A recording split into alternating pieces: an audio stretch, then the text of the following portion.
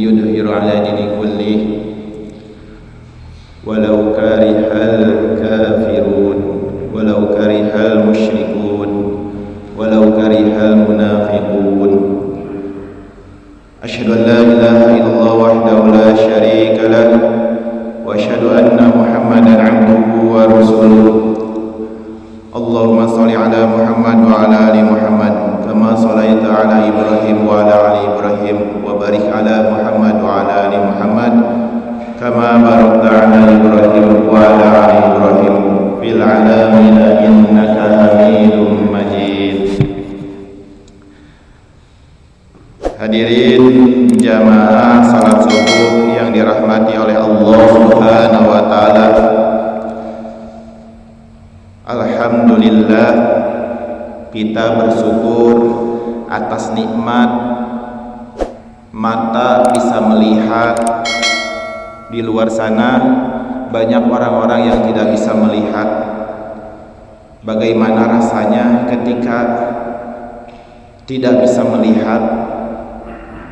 Mungkin apalagi kalau tadinya bisa melihat lalu tidak bisa melihat. Masya Allah, ada orang yang tadinya bisa melihat tapi sekarang tidak bisa melihat. Dunia ini seakan hancur.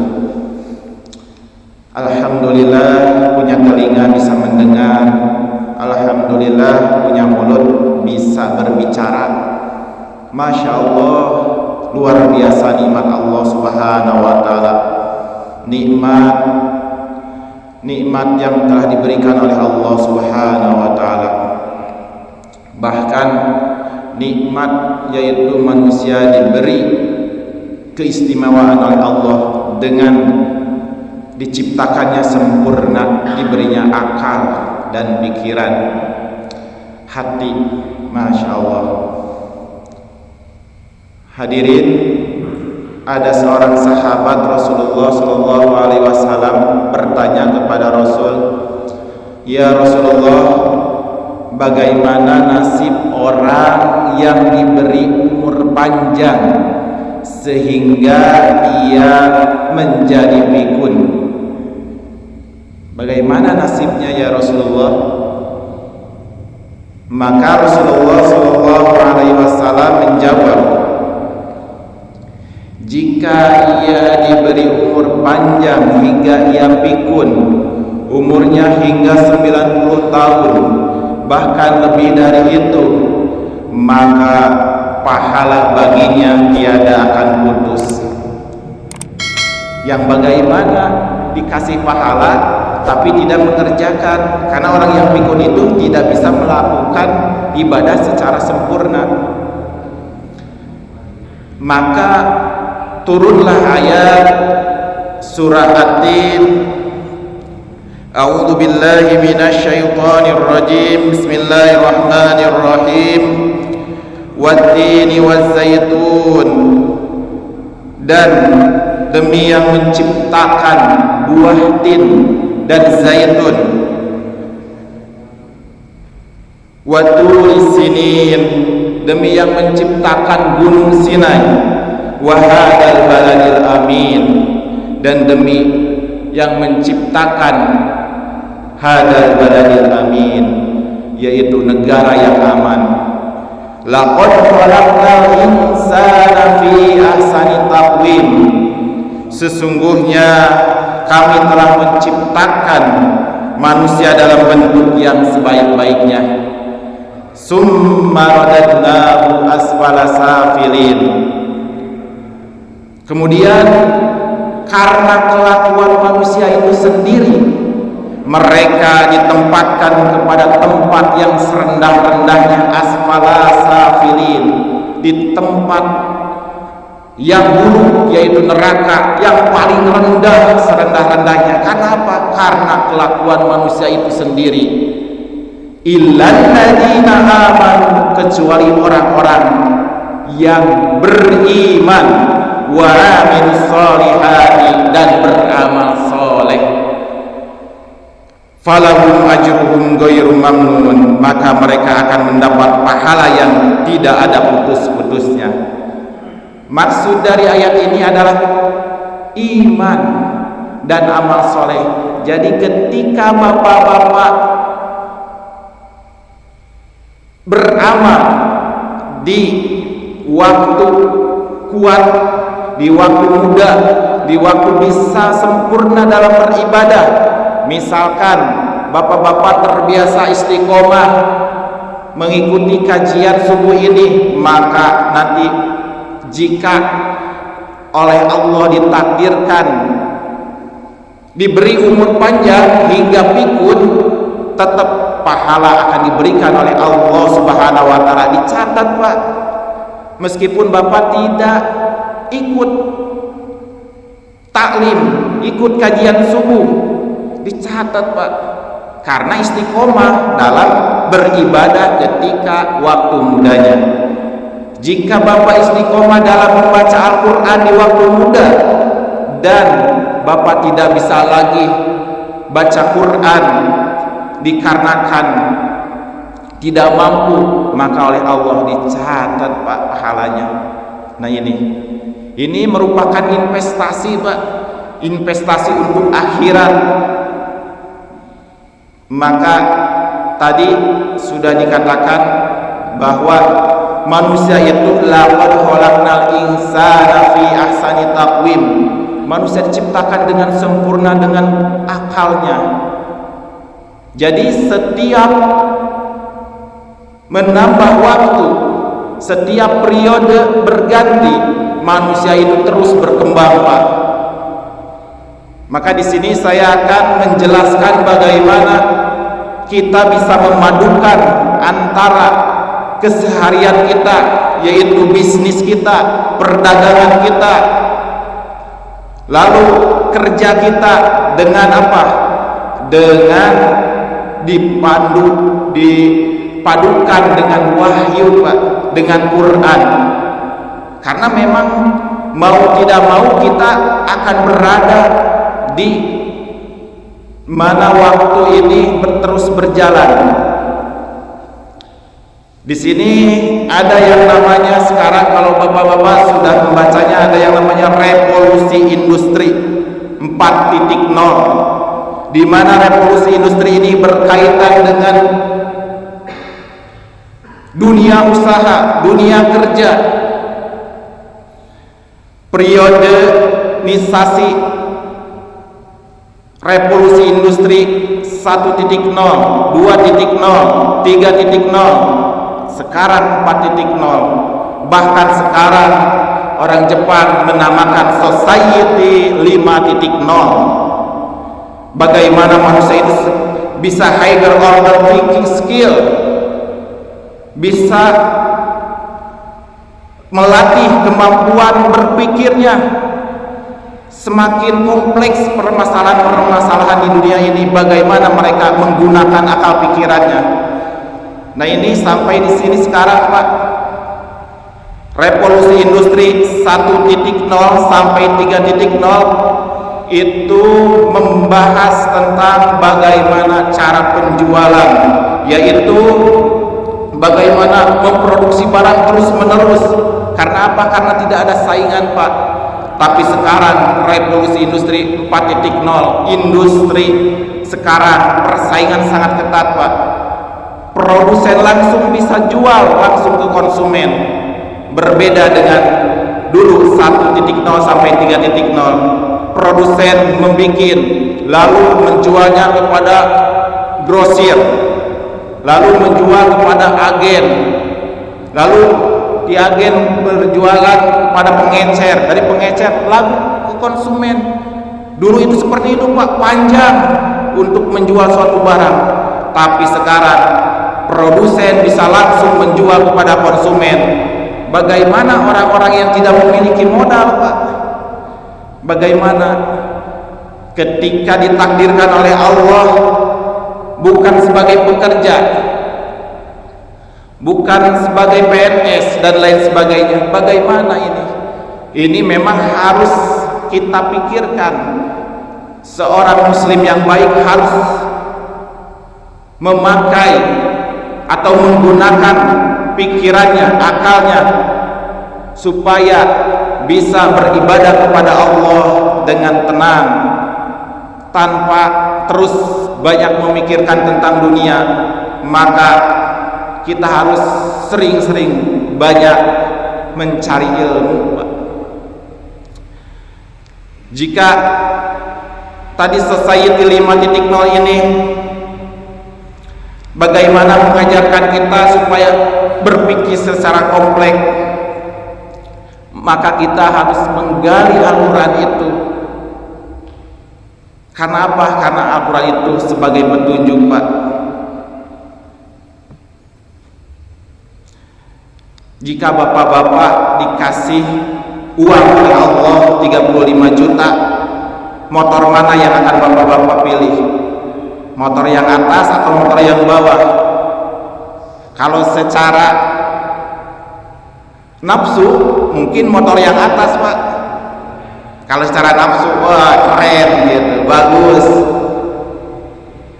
Tapi lihat nanti ke depannya, Pak. Kalau motor atas itu sekitar 32 sampai 34 juta. Tapi motor yang bawah sekitar 15 sampai 16 juta. Sisanya bisa dipakai untuk sesuatu yang akan menjadikan bagus di depan waktu.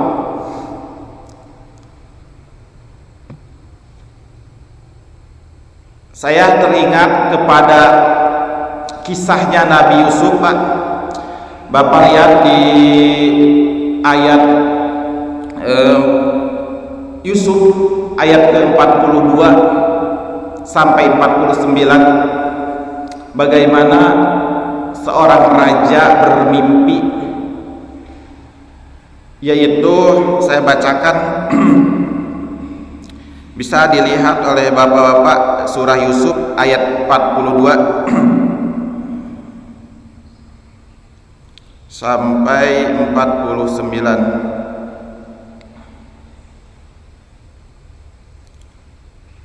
Surah Yusuf surah keberapa?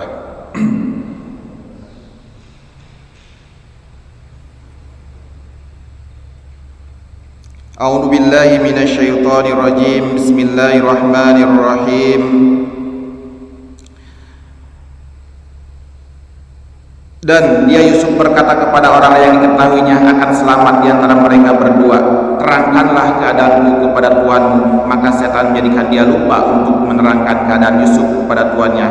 Karena itu dia Yusuf tetap dalam penjara beberapa tahun lamanya. Dan raja berkata kepada para pemuka kaumnya, sesungguhnya aku bermimpi melihat 7 ekor sapi betina yang gemuk dimakan oleh 7 ekor sapi betina yang kurus, 7 tangkai gandum yang hijau dan 7 tangkai lainnya yang kering.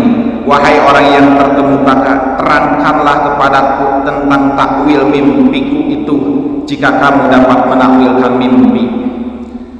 Mereka menjawab, itu mimpi-mimpi yang kosong wahai raja, dan kami tidak mampu menakwilkan mimpi itu.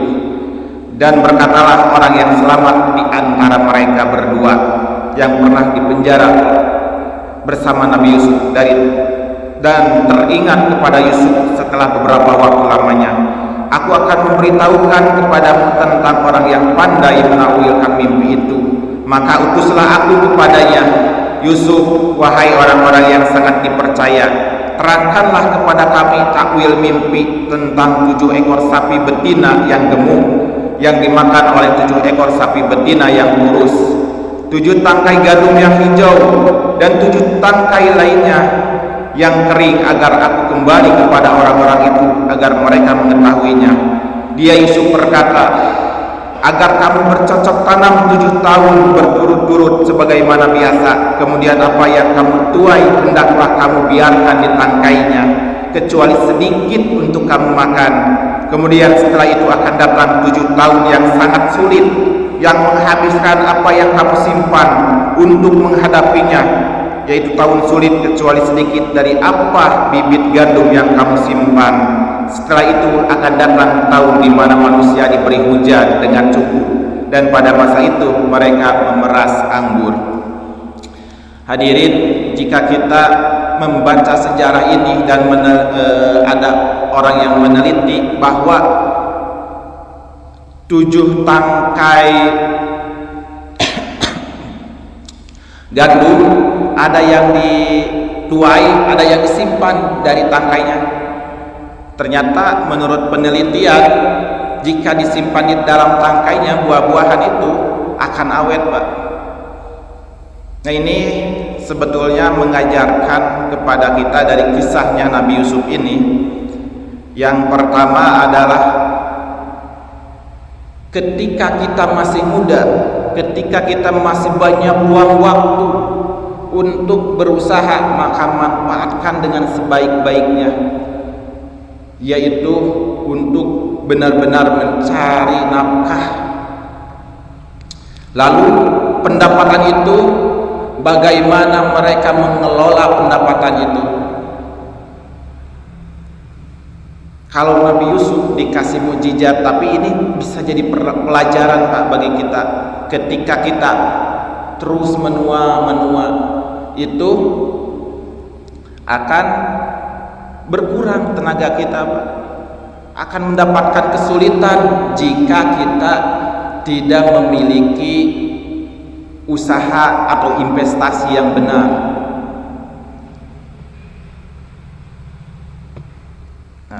Yang pertama, pentingnya manajemen pendapatan, Pak.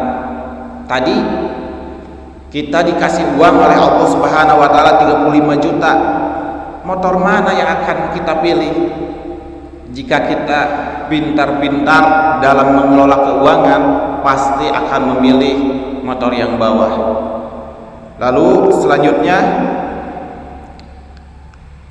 zaman Nabi Yusuf disuruh menyimpan hasil dari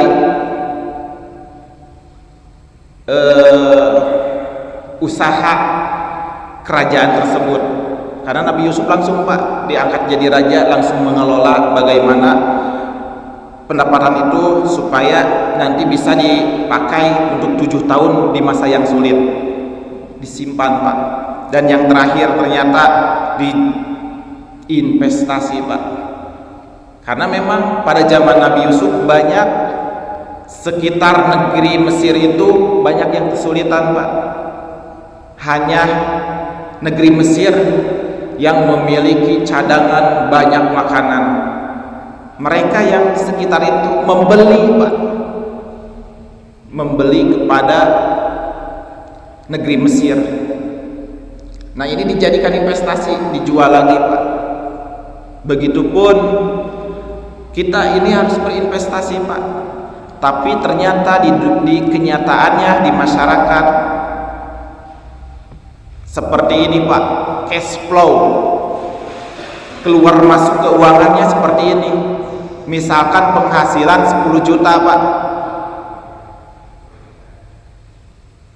Tapi ada yang untuk sosial. Ini secara umum ya, Pak, untuk sosial. Jadi baik muslim ataupun non muslim, dia keluarkan 2,5%, Pak. 250 juta. Sebetulnya kalau bisa tidak memiliki utang, Pak. Tapi memang di dunia kenyataan seperti sekarang, cicilan utang udah terbiasa, Pak. Cicilan utang jangan lebih dari 30%, Pak, dari pendapatan kita. Maka 3 juta di sini. Terus saving untuk nabung, takut ada misalkan ke rumah sakit dan lain sebagainya, membutuhkan uang secara mendadak, itu 10%, Pak. Simpan. Ini kalau pendapatan 10 juta. Nanti dihitung aja, Pak. Untuk sosial 2,5%, cicilan utang 30%, saving 10%. Nah, ini shopping, Pak. Kadang-kadang terbalik, Pak, shopping dulu. Shopping, belanja habis. Untuk cicilan nggak ada, untuk saving nggak ada. Ada yang seperti itu, Pak. Nih, untuk shopping 5.750.000. Tapi memang seperti itu, Pak. Karena ada seseorang yang kisahnya pertama awal gajinya 1.400.000, dia bisa makan dengan keluarganya, bisa hidup. Lalu oleh Allah diberi ujian lagi, dinaikkan pendapatannya menjadi 2,5 juta. Tetap, Pak, ternyata jadi lebih kurang daripada 1.400.000, terus diberi lagi sampai 10 juta, masih tetap kurang Pak. Diberi 10 juta, kenapa? Karena kebutuhannya atau gaya hidupnya berbeda Pak. Beli mobil, beli rumah. Nah ini Pak, ada yang seperti ini juga ada ya Pak. Jadi penghasilan 10 juta, cicilan utang 5 juta. Ada apa yang cicilan utang 5 juta? Ada Pak. Bahkan ada 10 juta, 20 juta ada Pak. Cicilan utangnya 20 juta. Apa saja itu? Mobil 2, rumah 2. Ada. Oh, istri 4 kata Pak Setia itu. Shopping 5 juta. Wah, kalau istri 4 apa? Kalau satu istri 5 juta berarti 4 istri 20 juta. Kasih mobil satu-satu. Dengan cicilan utangnya 4 juta. 4 kali 4 16 juta, 36 juta. Berarti mau berapapun yang Allah kasih, manusia itu tetap kurang, tetap. Nah, kita harus rubah Pak. Ketika kita memiliki penghasilan harus seperti ini Pak. Ini yang diajarkan oleh Allah dan Rasulnya melalui yaitu nabinya, Nabi Yusuf. Untuk apa Allah menceritakan kisah Nabi Yusuf ini? Jika bapak-bapak memiliki penghasilan 10 juta, maka bapak-bapak yang pertama kali harus keluarkan adalah zakatnya atau infaknya, sodakohnya 2,5%. Lalu hutang, kalau punya hutang, mudah-mudahan di sini tidak memiliki hutang atau hutangnya udah lunas, amin ya Allah ya rabbal alamin. Misalkan 30% Pak, ini maksimal 30%, 3 juta. Kebutuhan pokok ini harus dianggarkan sebisa mungkin, seminim mungkin. Jangan terlalu banyak makan di luar misalkan. Nah, ini untuk investasi 1.750.000. Atau pengubahan cash flow ini kalau pengen bapak-bapak lebih cepat lagi dan ingin mengharapkan ridho Allah, penghasilan 10 juta, zakatnya dan infak sodakohnya keluarkan Pak 10%. Ini Allah akan menambah kemudahan dalam menjemput rezeki Pak. Lalu cicilan utang, tetaplah cicilan utang, dan memang mau tidak mau kita itu punya Pak. Jadi tetap saya tuliskan gitu. Jarang orang yang tidak memiliki utang di zaman sekarang gitu. Termasuk saya juga Pak, ya Allah ya Rabbi. Harus ini dilunasi ini Pak. Saving 10%, 1 juta. Kebutuhan pokok diminimkan lagi Pak, 3 juta. Pak, makan asin, sambal, sama lala pun Masya Allah terasa nikmat ketika kita bersyukur. Makanya ini harus di minimal mungkin. Belum tentu makanan yang kita beli pizza, beli daging atau apa saja, steak dan lain sebagainya, itu enak, belum tentu Pak. Lebih enak dengan asin kata pesetia dan sambal. Nah ini untuk investasi 1.750.000. Investasi apa sih yang mudah dengan 1.750.000 per bulan? Coba Pak kita lihat. Kalau investasi dengan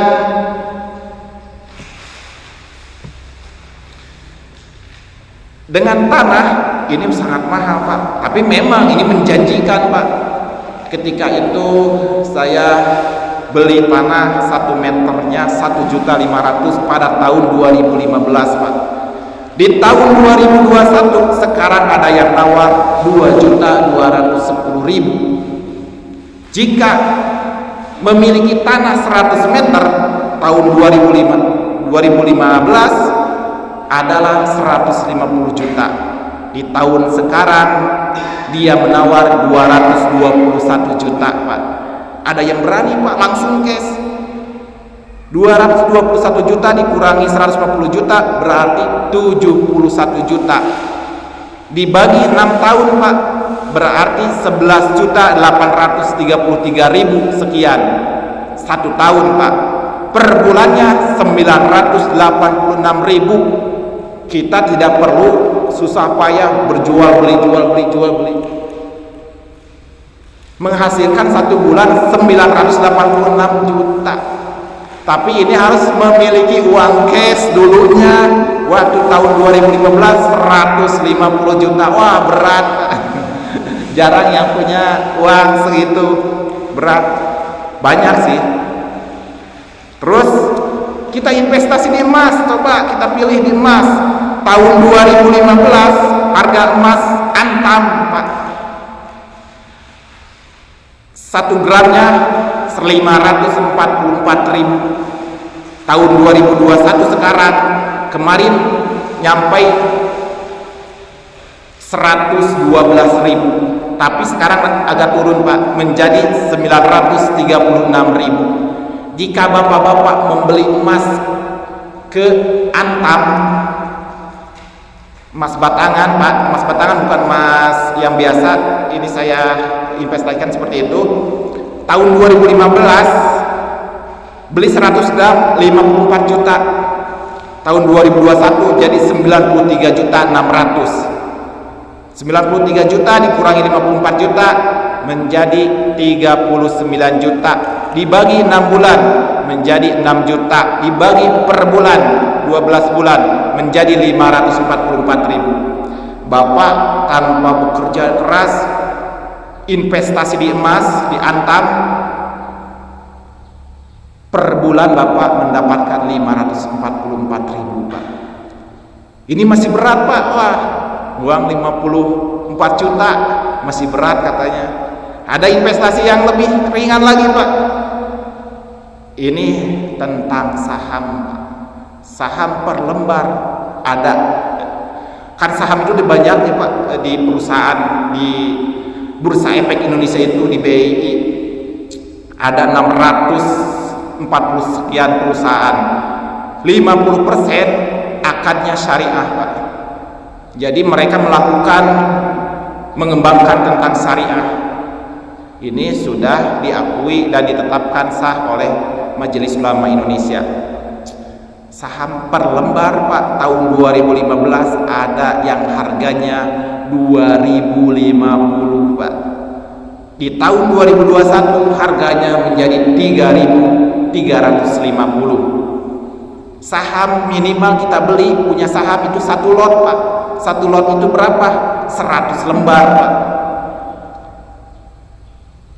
Jika kita memiliki 10 lot saja Pak, di tahun 2015 dengan harga saham 2050 berapa Pak? Nah ini di sekuritas Pak, paling murah kita pertama kali memasukkan deposit atau bukan rekening, istilahnya RDN. Jadi rekening dana nasabah itu ada sekuritas yang menerima 1 juta rupiah Pak. Nah ini murah tadi, yang memiliki uang 1 juta rupiah bisa disisihkan, ini bisa ikutan Pak. Nanti lihat saham mana yang cocok untuk kita dan sesuai syariah. Itu sudah ada Pak, sekuritas yang memiliki syariah Pak. Nah ini bisa oleh bapak-bapak dipilih jika bapak-bapak tertarik gitu. Silahkan. Ini hanya informasi saja Pak. Saya tidak mengajak, ini hanya informasi saja. Karena apa? Karena tadi kalau melihat sejarah Nabi Yusuf, ternyata apa yang didapatkan oleh negeri Mesir itu dikelola dengan sebaik-baiknya. Ada yang dimakan, ada yang disimpan, ada yang dijual. Yang dimakan tadi untuk kebutuhan pokok, ada yang disimpan untuk saving, ada yang dijual untuk investasi nantinya untuk kedepannya Pak. Ini saham ini misalkan kita mengambil jangka panjang 1 tahun, disimpan uang itu insya Allah Pak nanti akan dibagi dividen, berbagi hasil. Nah ini minimal tadi ada yang harganya lebih rendah dari ini juga ada Pak. Ada yang per lembarnya Rp500 ada yang Rp800 ada. Karena apa? Dulu kalau ingin investasi saham ini kita harus datang ke Jakarta, ke BEJ, Bursa Efek Jakarta. Tapi sekarang bisa lewat HP Pak. Ada nanti kalau bapak-bapak ikutan misalkan di sekuritas nanti ada aplikasinya, di sekuritas lain ada aplikasinya. Jadi kita bisa memantau Pak tiap hari bagaimana pergerakan mereka, terus bagaimana usaha mereka berjalan seperti apa, keuangannya seperti apa, kita bisa memantau Pak. Ini benar, jelas-jelas dipakai syariat Islam Pak, jelas. Kerjasama itu jelas Pak. Nah ini, tapi kalau bapak-bapak tetap misalkan tidak ada, susah nyimpen uang segitu, bisa Bapak sekarang yang tadi sudah dibahas tentang revolusi industri 4.0, bagaimana pemasaran sekarang bermacam-macam Pak, berbeda-beda. Ada yang namanya reseller dan dropshipper. Kalau reseller kita membeli barang dulu, nyetok barang dulu, ini sudah sesuai dengan syariat. Tapi kalau dropshipper di luar sana ada beberapa ustadz yang mengharamkan. Tapi kalau kita lihat dari dasar hukumnya, jual beli itu adalah wa halallahu bai'a wa harrama riba. Allah menghalalkan jual beli dan mengharamkan riba. Jadi keluarlah prinsip al-aslu fil muamalati al-ibahah. Asal dari muamalah itu adalah kebolehan. Illa dalilun, kecuali ada dalil ala tahrimiha yang mengharamkannya. Jadi ada prinsip-prinsip yang mengharamkan transaksi itu menjadi haram Pak, meskipun jual beli Pak jadi haram.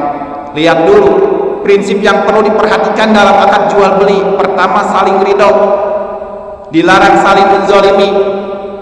Ya ayyuhalladzina amanu la taqulu amwalakum bainakum bil batil illa takuna tijaratan antarani minkum. Yang kedua, tidak ada unsur riba. Ada riba fadl, ada riba nasi'ah. Ini harus kita tahu Pak, sebagai muslim transaksi ini termasuk riba tidak. Nah ini harus tahu bagaimana, apa yang disebut riba nasi'ah, apa yang disebut riba fadl. Ini harus tahu. Terus tidak ada unsur tipuan, lalu tidak ada unsur goror atau spekulasi. Misalkan kita jual beli yang ada di dalam karung, tidak tahu itu berapa atau ada tidaknya. Nah ini tidak boleh Pak. Dan jahalah, kalau jahalah itu dari kualitasnya, kuantitasnya, kalau kita tidak tahu, ini bisa jadi haram Pak, tidak boleh. Terus komoditas barangnya bukan barang yang diharamkan.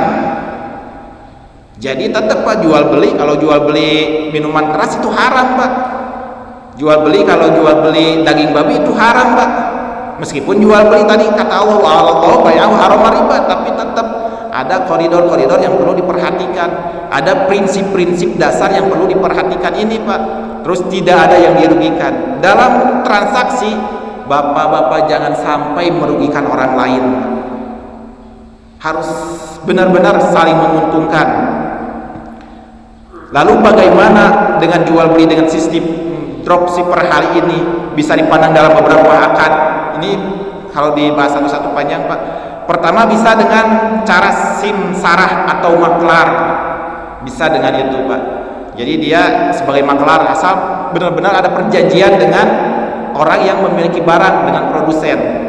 Kedua, akadnya bisa dengan wakalah. Bukankah penjaga toko itu sebagai wakil untuk menjualkan barang-barang produsen atau pemilik toko? Karena ada hadis Pak, kalau bukan yang dimiliki, barang tidak boleh diperjualkan, kata hadis tersebut. Tapi ternyata setelah diteliti oleh para ulama, hadis tersebut adalah artinya jika memang tidak bisa menghadirkan barang tersebut, tidak bisa menyerahkan barang tersebut, itu tidak boleh. Jika ada izin dari pemiliknya, ya itu boleh-boleh saja. Bagaimana seorang yang menjadi pegawai toko yang memang orang yang memiliki tidak hadir di sana menjualkan barangnya, itu bukan miliknya, tapi bisa. Nah ini Pak. Ketiga, akad salam atau memesan terlebih dahulu, pre-order Pak. Ini jual beli dropshipper bisa jangan salah Pak, dropshipper itu kalau kita bisa menargetkan secara tepat pemasarannya, misalkan orang yang ingin beli baju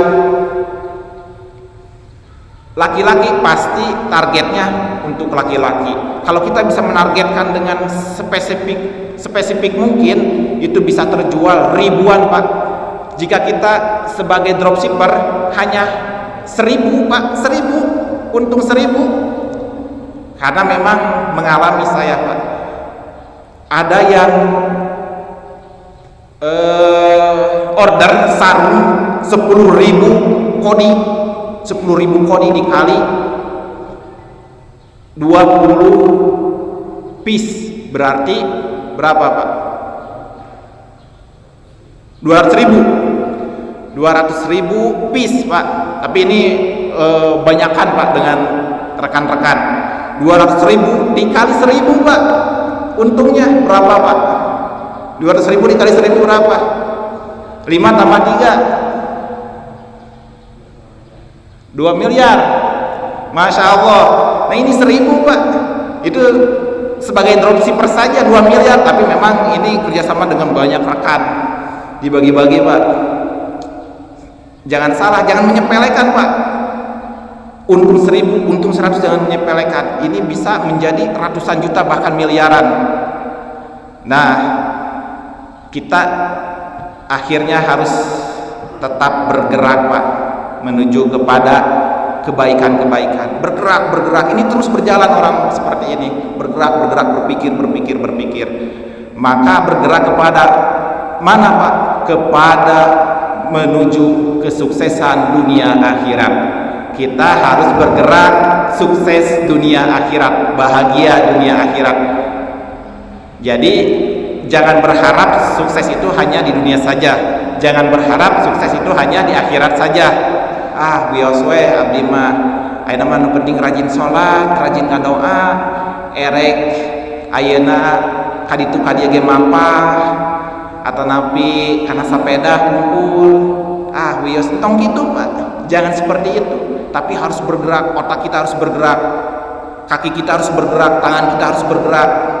Bergerak apa? Menuju kesuksesan dunia akhirat. Karena kenapa? Karena bapak-bapak suka berdoa, Rabbana atina fid dunya hasanah wa fil akhirati hasanah wa qina adzabannar. Jadi ingin sukses dunia akhirat. Mudah-mudahan Pak ini menjadikan informasi yang bapak-bapak boleh bisa digali lagi. Tadi mau investasi di mana atau tidak investasi pun tidak apa-apa, tapi jika bapak-bapak ingin uangnya berjalan seperti mesin menghasilkan uang lagi, seperti itu Pak, insya Allah nanti lihat akad-akadnya seperti apa, bagaimana cara bertransaksinya harus dilihat Pak. Dilihat dari tadi prinsip-prinsip dasar yang diajarkan oleh Allah dan Rasulnya.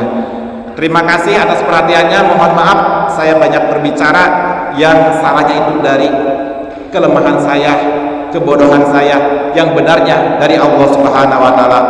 Assalamualaikum warahmatullahi wabarakatuh.